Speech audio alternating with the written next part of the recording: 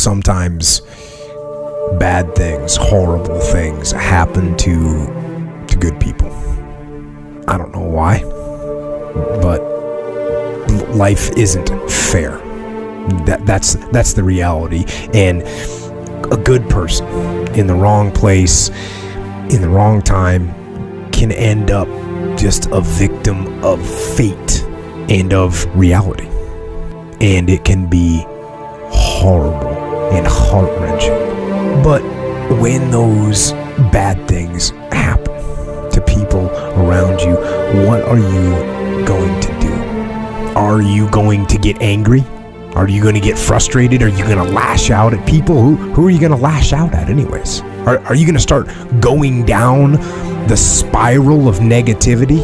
Are you going to fall over and fall down and fall apart? Or are you going to lead? Are you going to face this issue with courage and with resolution? I say lead. Lead. Step up to the challenge. Be the one that other people look to. Absorb that impact. Absorb that negativity. Draw fire. Draw fire. Bring that pain to me. I can handle it when maybe others cannot. When bad things are happening, I am going to try and be the one good thing. The thing standing tall that can be relied upon. Because I know that attitude will spread. What is up, YouTube? Live via satellite here, and today we are talking Kingdom, Manga chapter 577. And man, you know what? I had a feeling that this chapter was going to give us a bit more insight into Ouhon'S past. And that's one of the things I actually like about horror, because sometimes in a lot of other mangas you read, you can get that cliffhanger and then you won't hear about it for another million chapters later. But it seems like in Kingdom, when you get a cliffhanger, you're definitely going to get something about that issue in the next chapter. Because you know you could kind of cut from that scene and go to somewhere else on the battlefield or go to a different issue. And you know what? I think horror, in his infinite wisdom, realizes that it's never a good idea to keep people waiting. Where's she going? She said she has to go grab plantains. Come on, she should have got them plantains when she was getting them groceries. Am I taking too long? Yes, you are. I'm going. It's like the Price is Right. And you holding up the Price was Right line. Oh my God! I forgot the toilet paper. Give me 1 second. One more thing. Oh no! We're not going through this. No, quick now! Come on now. I need a manager. Alright, so the chapter picks up right where we left off last chapter, with Shin overhearing Banyo and Kanjo talking about Ouhon possibly not being the son of Osen. And due to Shin stepping on a twig, his presence is made known to Kanjo and Banyo. Kanjo immediately goes into attack mode, wondering how he could be so careless, but is shocked to see Shin of all people standing before him. And as Shin asks them to explain what it is that he just heard them saying about Ouhon possibly not being Osen's kid, Kanjo begins to go on the defensive, telling Shin that he misheard everything and that he shouldn't jump to conclusions, and that it would be wise for him not to spread this false rumor, because as a servant of the O family, he knows that even if it's Shin of the Shin unit, that this type of thing won't be tolerated. Shin immediately shuts this down like, yeah, I'm not even talking to you, I'm talking to Banyo, so back off. And this was funny to me, man, because Kanjo spent this whole first part of this chapter trying to convince Shin that he didn't hear what he heard. And Shin wasn't buying it. Sometimes it's just better to let the truth out. I heard you're scared of clowns. No. I heard that. Impossible. Why is it impossible? Because I'm a black man. You can be I scared. have so many other things to be fearful of. A clown is not going to scare me. Really? Yes. I'm not afraid of clowns. But I heard that you were.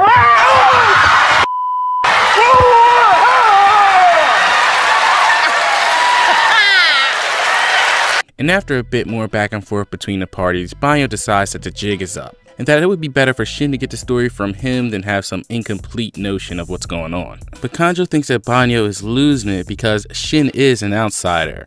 But Banyo's logic here is that in the heat of battle, they could all die, and with them, the truth about Ouhon. So in his mind, he feels like telling Shin is a bit of a backup plan so that someone out there will still know and sympathize with Ouhon's struggles.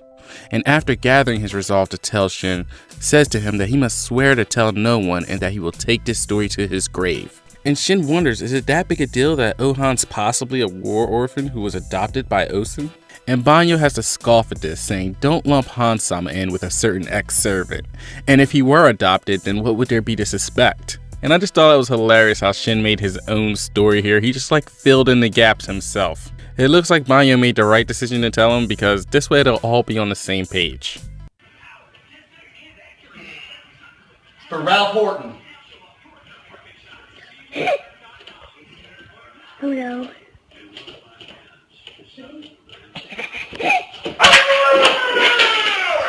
And he goes on to tell Shin about Ouhon's mother, Suke, who was considered the jewel of the Khan family, who was one of the most esteemed noble families throughout the land. And due to her beauty and intelligence, she had many suitors. So it was no surprise that when the two prestigious houses of the O and the Khan families were joined together through the marriage of Osun and Suke, that the celebrations lasted for over 3 days and thousands of guests were invited. And not long after the ceremony, we find out that Suke is pregnant with Ouhon. But this is where the story actually becomes a bit sketchy, because as Suke is nearing the end of her pregnancy, a vicious rumor begins to circulate that she had become pregnant by another man before her marriage to Osun. And even though Banyo says that this rumor was as cliche as they come, it still brought disgrace to the two, and you can only imagine that some were very disgusted.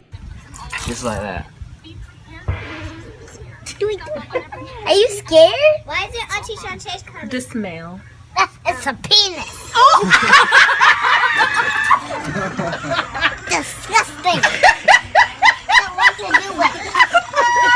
And even though this was a petty rumor, the interesting thing here is that the thing that actually breathed life into this rumor was the fact that when Suke was questioned about these allegations, she stubbornly never said a word. And this is also the part of the story we find out that not too many people knew.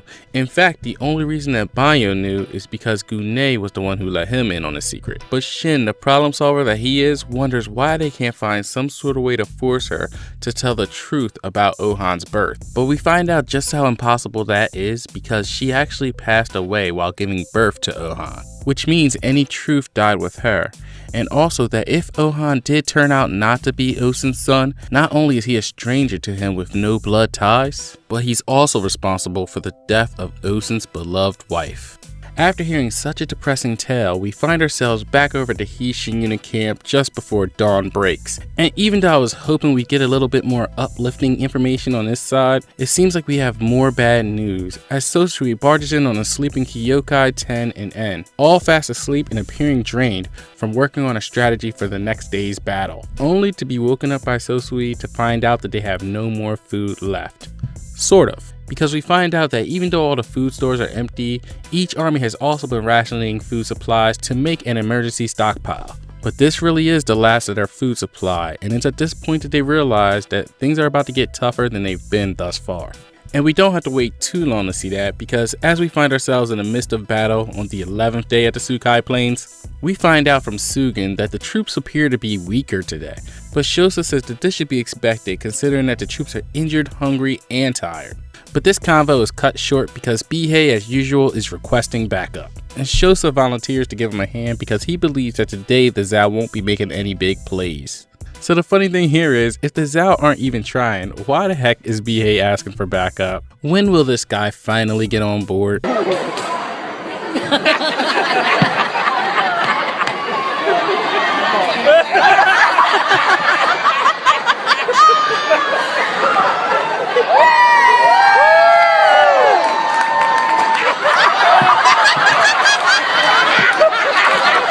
Over at 10, she's receiving reports about everything that's going on the battlefield, and even though one of her men thinks that their troops are holding up better than expected, 10, just like Shosa, realizes that this is only because the Zhao really aren't doing much. And it's actually for good reason, because the Zhao know that the Qin food supply is becoming dangerously low, and their main focus now is to drain their stamina bit by bit and attack them full force in a day or two.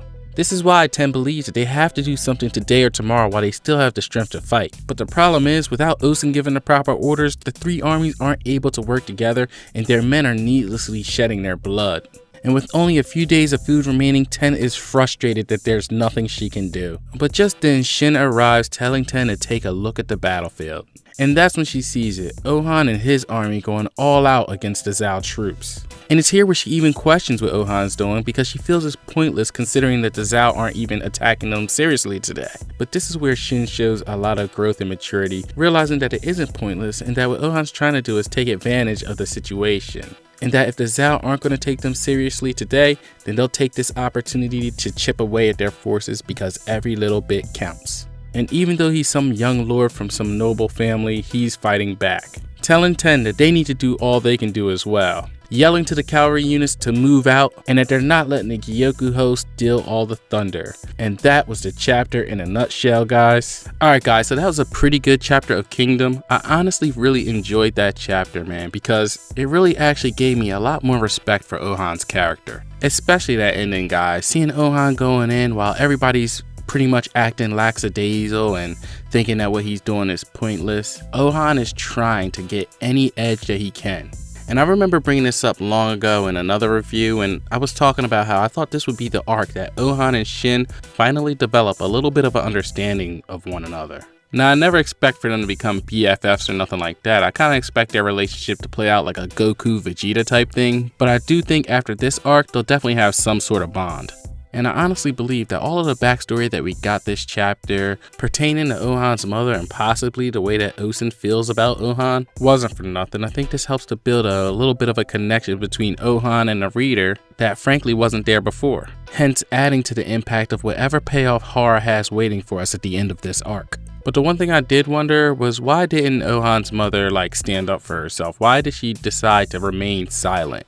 And it's funny that the most obvious answer is also the most unlikely answer at the same time, which is that she was actually guilty of the affair that she was accused of. Even though it's trying to be set up to look like this, I believe that would be the furthest thing from the truth. I honestly believe that it's probably something very simple and along the lines of that she wasn't going to answer these questions that she probably considered insulting and questioning her morals and standards as a member of the noble Khan family.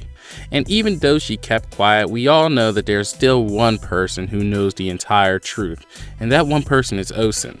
Now, I do think that there is a possibility that even if Ouhon is Ouhon's kid, which most likely he is, there's still a possibility that Ouhon may actually dislike him because of the fact that his wife died giving birth to him. But there's also another possibility that I thought of this chapter, and it's actually the complete opposite. Remember back when Akko gave Ouhon those orders, and Ouhon didn't like the plan, and he actually gave it back to Akko and told him to redo it, and it seemed like they were trying to, handle Ouhon with kid gloves? What if Ouhon's kind of trying to protect his son in a way and keep him just slightly out of the reach of these very dangerous situations? Because maybe he sees Ouhon as something that his wife wanted him to protect. And even though that seems like something that's probably unlikely too, I still wanted to put it out there because you never know. But it's looking like to me that we're just going to blast right past day 11 and probably move into day 12. And if that's the case, I'm actually going to expect things to start really picking up from here on out. Because with practically no food left, we're really down to the wire here.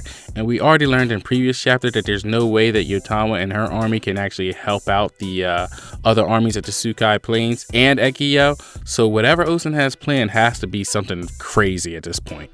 But anyway, guys, let's move on to the comment of the week. And this week's comment comes from Hanzo. And what he has to say is, I think Ouhon has a plan for the right wing. He almost never shared his plans ever since this arc began. So I think that's what's happening here. Everyone is panicking. This situation is similar to the Retsubi one where Osun suddenly left without any further orders. And I actually totally agree with this. And you know what? There was a real good theory in the comment section also by FB094, and what he said that was pretty interesting was that he doesn't even believe that Osun's at headquarters anymore, and the person that's at headquarters who's giving out the orders knows that he doesn't have like the authority to promote people, and that he's just giving out basic orders, and Osun's already on the move. And you guys can check out the comment if you want to see more in depth what he was saying, but I really thought that was a pretty good idea. But no matter what happens, we all know that Osun is definitely up to something. But anyway guys, that about does it for this week's review. Let me know what you guys thought of the chapter in the comments section below. Please leave a like if you guys enjoyed the video, and feel free to share, comment, and subscribe. Peace out!